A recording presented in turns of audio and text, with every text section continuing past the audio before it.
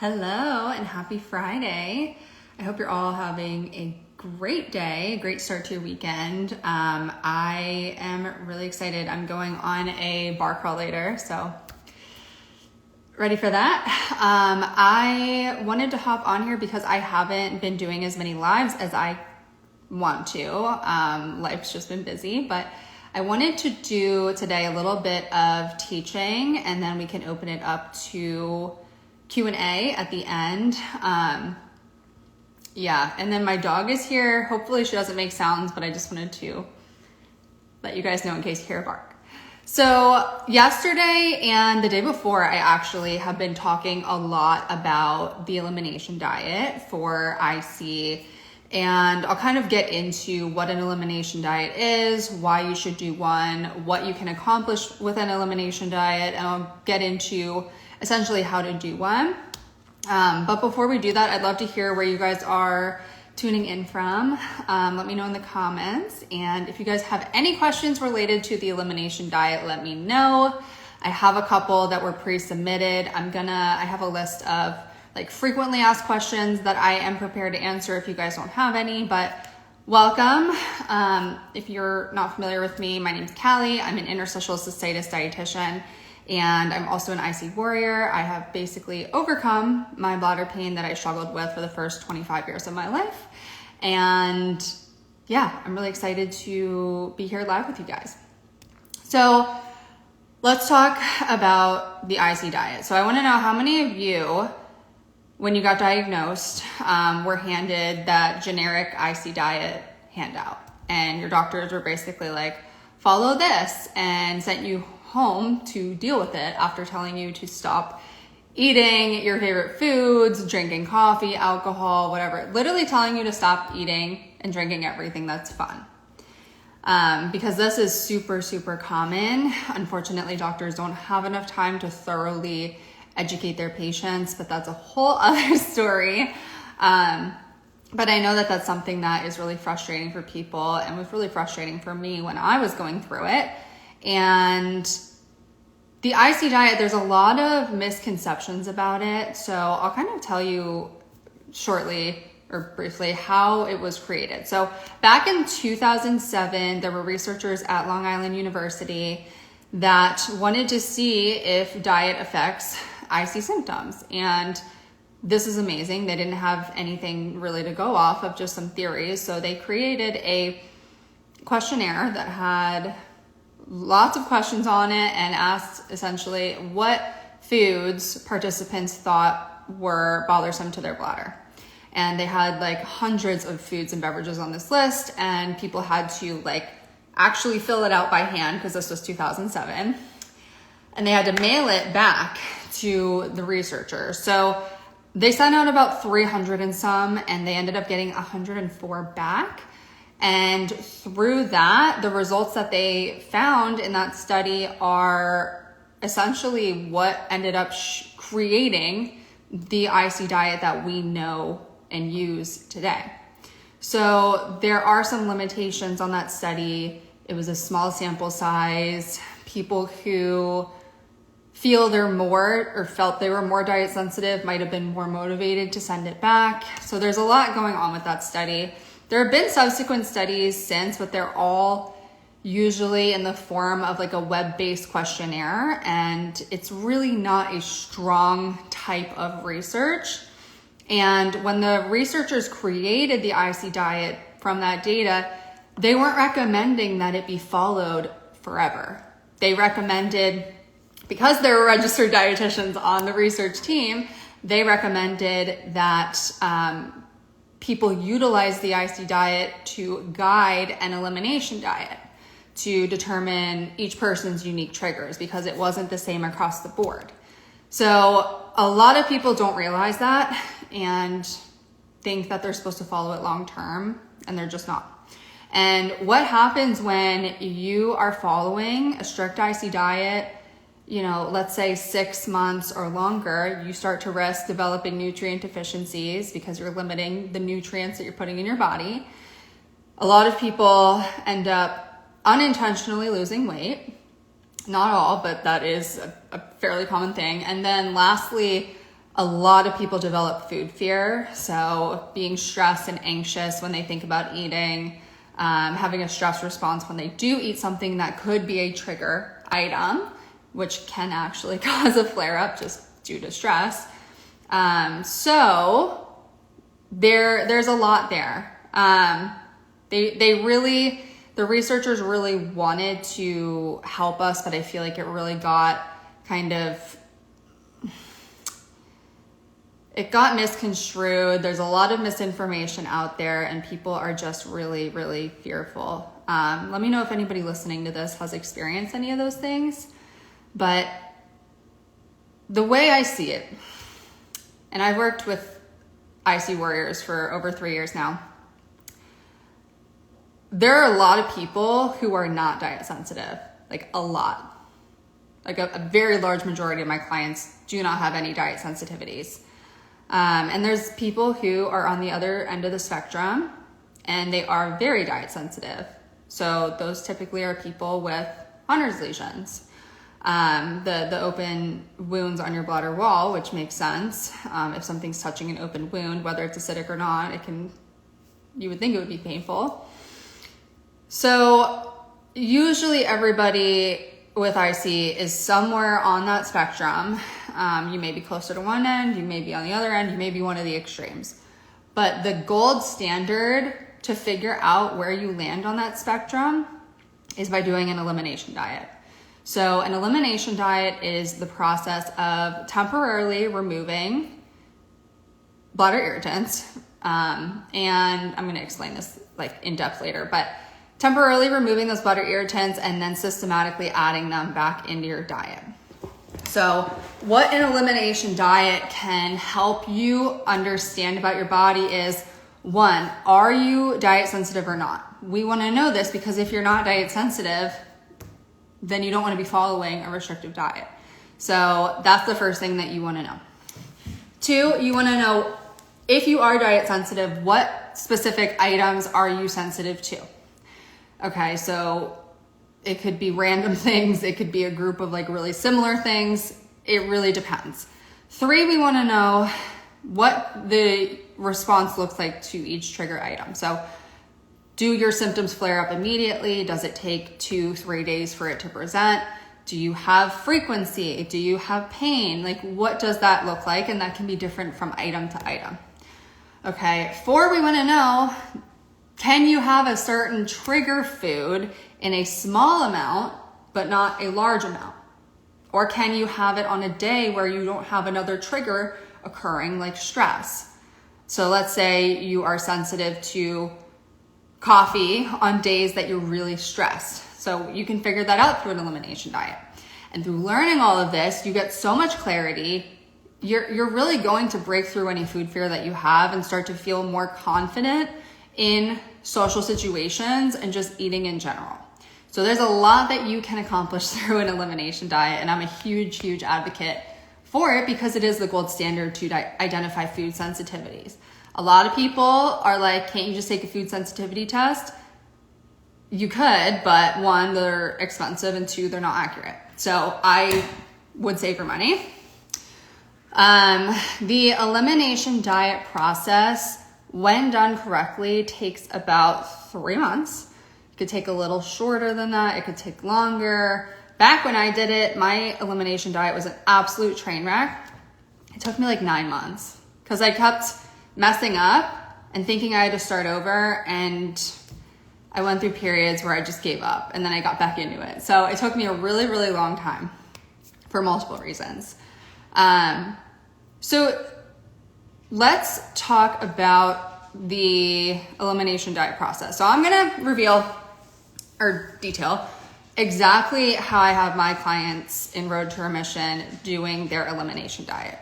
So, and I do want to preface this by saying, if you have a history of an eating disorder or you have an active eating disorder, elimination diet is not appropriate, okay? Right off the bat. So like I said, the elimination diet should take about 3 months, and it doesn't have to be as hard as it sounds. So we're going to break it into 3 different phases: baseline, elimination, and testing. Baseline phase is going to be 1 to 2 weeks of just tracking everything that you are, tracking all your symptoms, tracking your food, tracking as much as you possibly can without making any diet changes. So we want to have hard data that you can compare to as your starting point as you progress throughout the elimination diet. Because once you start making changes, if your symptoms change, we want to be able to identify that and pinpoint any patterns. So that is essential, and that is the phase that most people end up skipping because they just don't know. So that lasts about 1 to 2 weeks. Again, you don't have to change your diet before that, but some people will ask me, okay, what do you do if you're already eating a bladder-friendly diet? That's fine. Just don't make any changes. Start tracking those things. The second phase is elimination. So this is when you're going to be following the IC diet. So I have my clients using the 3-column IC diet from the IC network. We have them use a modified version of the bladder-friendly column on that. You could just remove the top irritants from the ICA has like a 2-column list. You could do it that way, whatever you feel comfortable with. But that's what I have my clients do. And for 3 to 4 weeks, you are going to remove those items from your diet. And it essentially is a time for your bladder to rest and recover from any irritants and get out of your system. And during this phase, this 3 to 4 week phase, you're either going to experience relief or you're not going to experience relief. And it's important that during this 3 to 4 week period, you're not starting any new interventions. You're not like starting a new medication or a bunch of new supplements, or, obviously do what feels right for you. Always talk to your doctor, but it's difficult when you have to view this like a science experiment. We really want to isolate what we're aiming to study, and we really want to isolate diet in this case. So if you're throwing in a bunch of new interventions while you're making diet changes, it's going to be hard to identify what was helpful and what wasn't. So I hope that makes sense. If it doesn't, let me know. But so yeah, like I was saying, you're either going to have relief or you're not going to have relief. And relief could look like your pain levels go down from an 8 out of 10 to a 6 out of 10. And if that happens, great. You probably are at least a little diet sensitive. And after that, you can move into the testing period. If you don't experience relief during the 3 to 4 weeks, what I do with my clients is we have 2 options. So the first option is we assume they're not diet sensitive and we have them move into the testing phase. If we have someone who we feel is diet sensitive, we just haven't found what it is yet, we may have somebody experiment with like a low histamine diet or a low oxalate diet or something of that nature. But we really don't want to do that if we don't have a really good reason to. And I wanted to mention one of my clients, Jean. She really, really thought she was diet sensitive. She tried every restriction under the sun. Like we did low oxalate, low histamine. We removed nightshades. And she's like, I really think it's diet. And it ended up not being diet. She has now added everything back into her diet. And it's just a funny story looking back on it. But she had been restricting her diet for 3 years. So it's really freeing to know that you can have that food freedom again. So that's just one example. So, okay, now you're moving into the testing phase after the 3 to 4 weeks of elimination. So this is where it gets a little fun. It might get a little uncomfortable, but it's necessary. A lot of people get stuck in that elimination phase because they're fearful, because they feel good and they don't want to risk having a flare-up, which makes sense. But if you want to eat the things that you want to eat again, this is a necessary step to take. So what you're going to do is you're going to create a list. This is going to be unique to you, of the foods and beverages that you want to try and in what order. So if you're really missing, let's say coffee, you could go coffee right away. Some people like to ease into it and they want to start with like a try it item or something they're very confident that they can tolerate, just to like build up confidence during that. And each item is going to have a 3-day testing period and then a 2 to 3 day washout period in between. So On day 1 of each testing period, you'll do like a bite or a sip of whatever the item is. So I'll use a banana, for example. I always use this because it's easy. So you'll have 1 bite of a banana on day 1. If all is well, on day 2, you don't have any symptoms, great. You're gonna have a half a banana. Same thing, if on day 3, you're all good, no symptoms, you're gonna have a full banana, and then you're gonna stop eating the banana, you're gonna wait 2 to 3 days, return to that bladder-friendly diet, and then you're gonna move on to the next thing. If you have symptoms at any point, you are going to remove the item from your diet, you're gonna note that reaction, and you're gonna wait for your symptoms to subside and then move on. You can always try it again down the line. Sometimes if people have issues with like coffee or something high in acid, we'll have them try it again with pre-leaf down the line. So that's typically what the process looks like. You take that 2 to 3 day washout period because some people have delayed reactions. It can take up to 3 days for symptoms to present, although 2 to 3 days isn't super common. It's usually either same day or next day. So we want to do that. And then with my clients, after they test 5 things successfully, we have them add those 5 things back into their diet, and then they start with a new group of 5 foods or beverages, and that's the pattern that they follow throughout the elimination diet.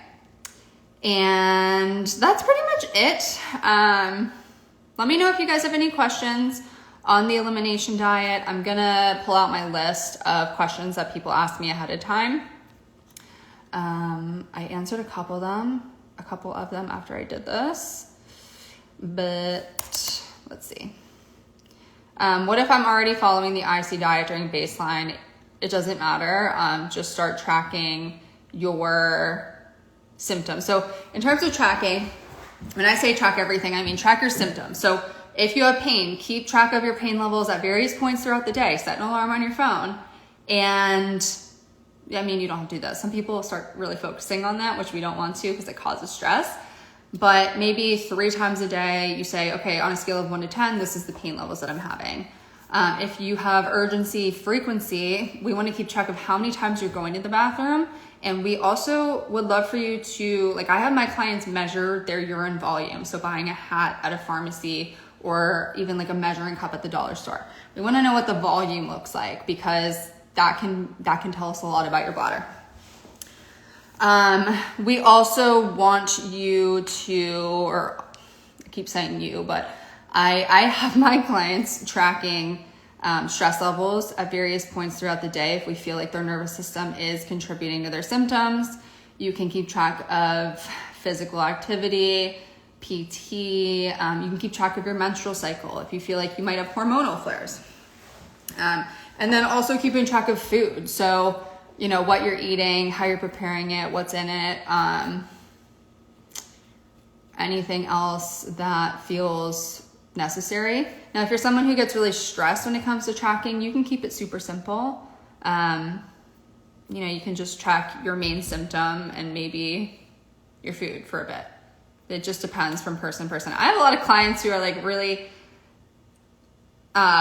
detailed in their notes. They have like Excel spreadsheets and it gets super, super detailed. But yeah, I also have a journal that I created that's available on Amazon for $10.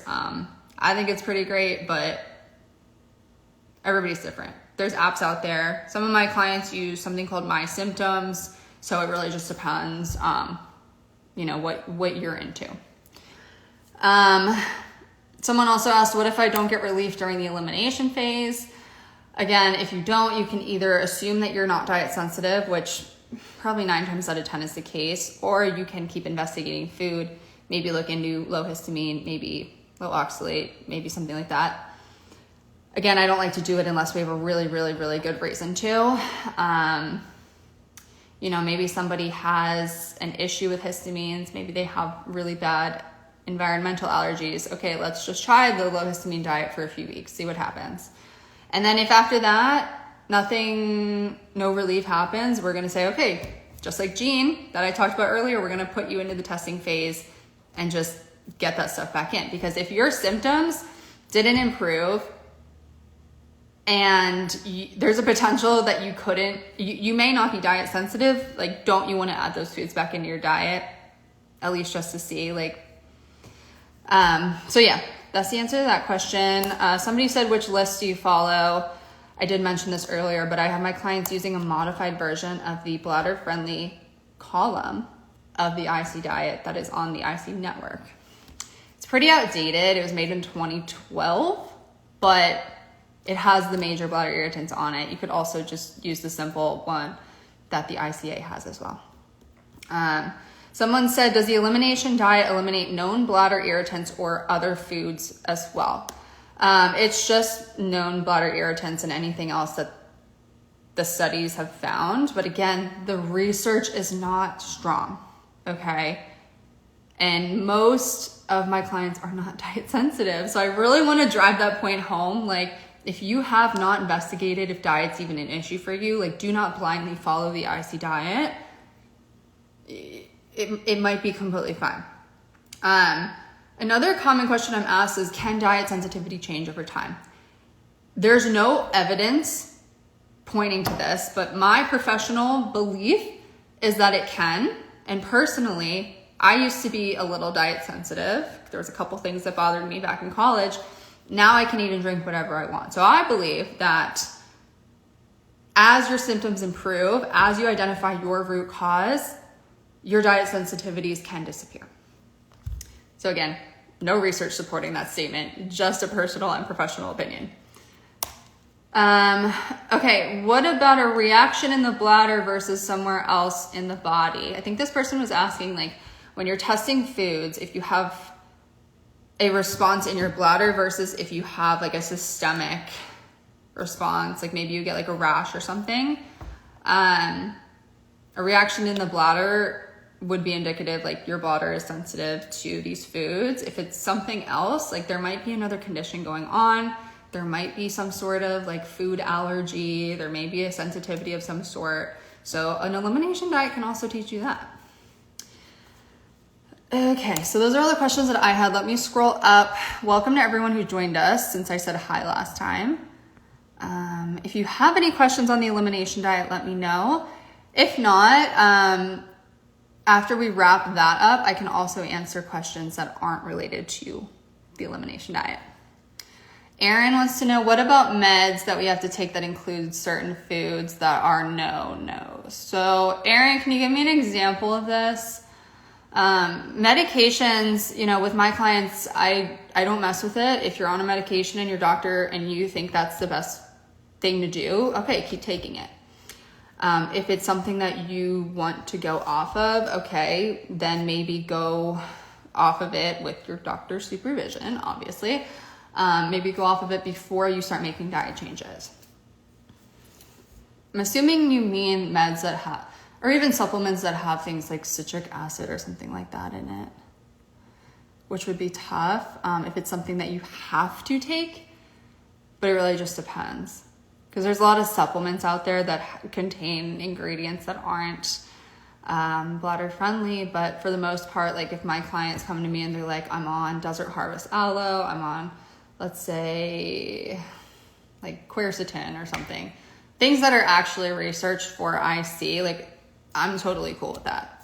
So it just depends on each person.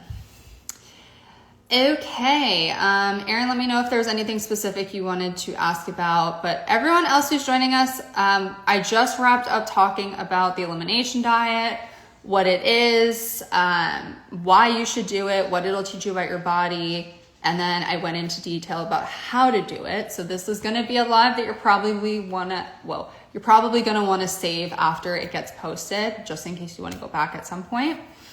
If you are someone who wants hand-holding, you want that higher level of guidance, that personalization, my Road To Remission program is the place to be. We tailor the elimination diet process to each person that we work with because everybody is different. Everybody has different medical histories, allergies,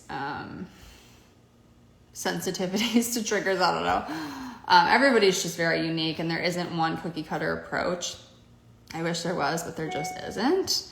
So we really help our clients, do this elimination diet, knock it out in 3 months, and find out, are you diet sensitive, or is there some other root cause that's contributing or causing your symptoms? And something I'm going to be talking about next week is like the most common root causes that I'm noticing among my clients is pelvic floor dysfunction and nervous system dysregulation. So sometimes you need to address those before diving into the elimination diet. Sometimes you can do it together. Sometimes you have to wait. So it really just depends on the person. But if you want to learn more about Road to Remission, it's linked in my bio. I'm also happy to talk to you about it in the DMs. Hi, Erica. I'm 1 year postpartum, and ever since I had my daughter, I've had really bad frequency and urgency. Could this be a problem with my pelvic floor? Yes, it absolutely could be a pelvic floor issue. If you have not already gone to pelvic floor PT, I would suggest that, especially since you are postpartum. I mean, I'm not a PT, but that would make sense to me. Also, I mean, take a look at your lifestyle. Are you staying hydrated? Are you consuming the most common bladder irritants? Are you highly stressed? Because stress is a huge, huge, huge trigger for people. And I feel like I'm constantly talking about nervous system dysregulation, but it's just like, that was the key for me. Identifying that was my main issue and starting to work on regulation practices. Like, I truly believe that my pelvic floor dysfunction was caused by a dysregulated nervous system when I was a child. So that's just my theory. Can't prove it. But yeah, once I identified that, went to PT, started using a pelvic wand on a daily basis, everything just kind of disappeared. And I never in a million years thought that would happen, that it would be that easy. Like, it wasn't that easy, but you know what I mean? Like, I was suffering for 25 years with bladder pain. It felt like I was peeing fire, or like I had sriracha sauce in my bladder. Like, it was the absolute worst. And like the spasms after peeing, it would just, I'd have to go back to bed, and like I'd be late for school as a kid. It was really, really brutal. And in addition to that, I had IBS, and I still have IBS. So, which is really common actually among people with IC, because there's a big link between both of these conditions and stress. So, I hope that helps you, Erica. Also, hi, Eileen. It's good to see you. Hi, Andrea. I think I saw Aurelie here. Hey, Aurelie. Does anybody else have a question?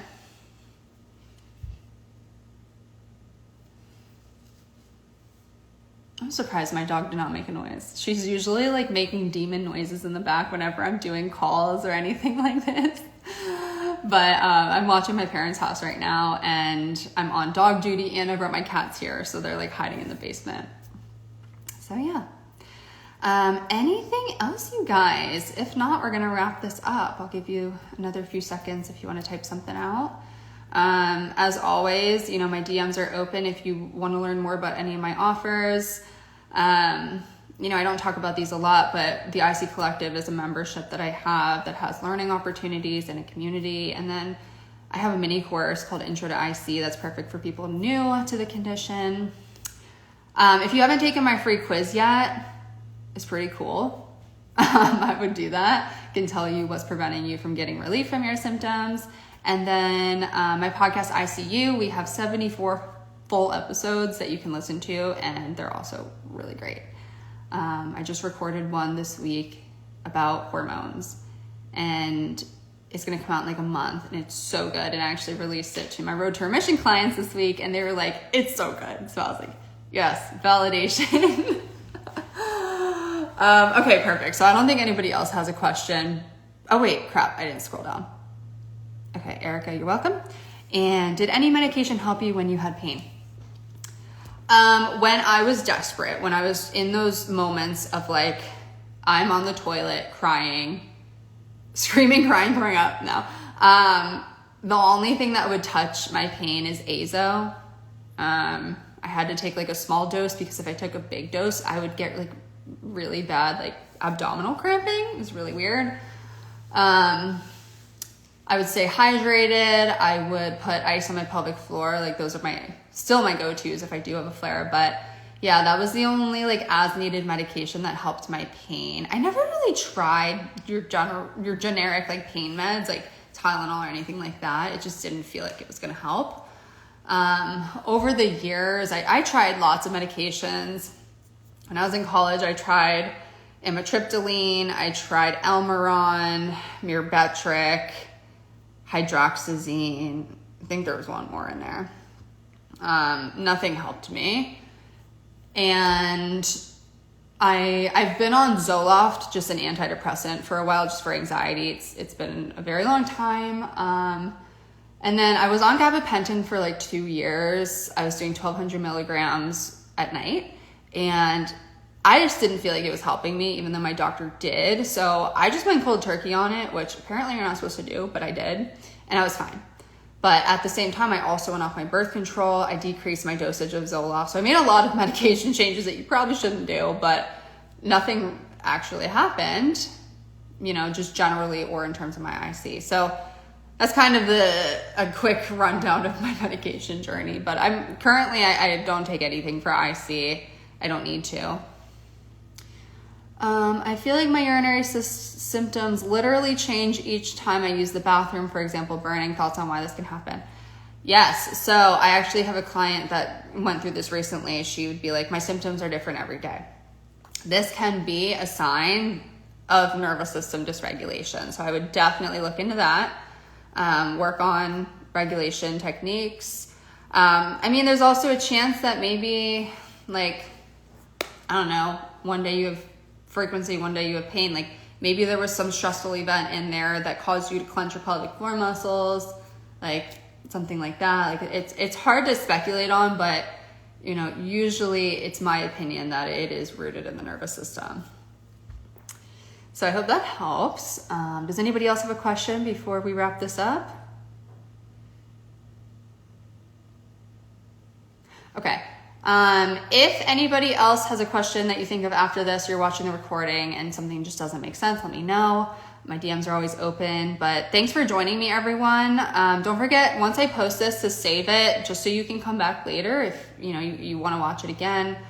This is probably the most in-depth explanation I have done outside of my master classes on the elimination diet. So I really hope that this was helpful for you. And if you need, you know, more support and you want to work with me, we can talk about that in the DMs as well. So I hope you all have an amazing Friday and a great weekend, and I am hoping to do more live soon. So I will talk to you later.